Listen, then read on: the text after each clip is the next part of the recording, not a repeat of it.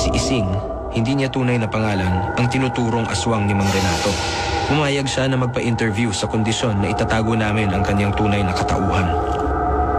Tubong Davao si Ising at tapadpad sa Cavite nang pinalad silang makabili ng bahay dito.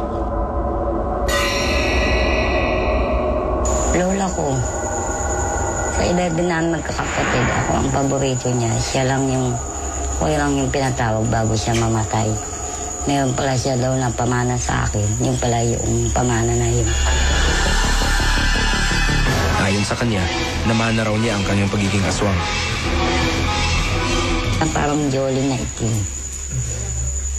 na pinakain sa akin.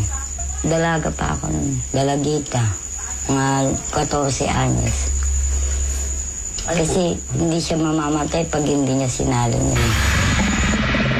Kasama raw sa pamanang ito ang kapangyarihan na magpalit ng anyo. Kung halimbawa, kailangan namin maging aso. Magsasaaso kami. Diba, may mga tao. Siyempre magsasaaso ka dahil halo-bilo ka sa mga tao. Pusa, pwede rin. Ibon. Ano po? Paniki. Bilugang buwan. Talagang hindi mo mapigil. Aalis ka na lang sa bahay. Ngayon, pagka may naaamoy ka na buntis o kaya mabango, pero pinipigil mo, pwede naman mapigilan. Kasi hindi kami yung klase na salbahe na aswang.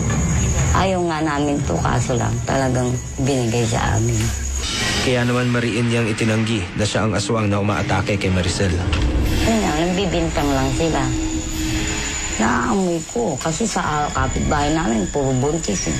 Pero hindi ko ginawa na kasi hindi kami nasanay kumain ng ganun.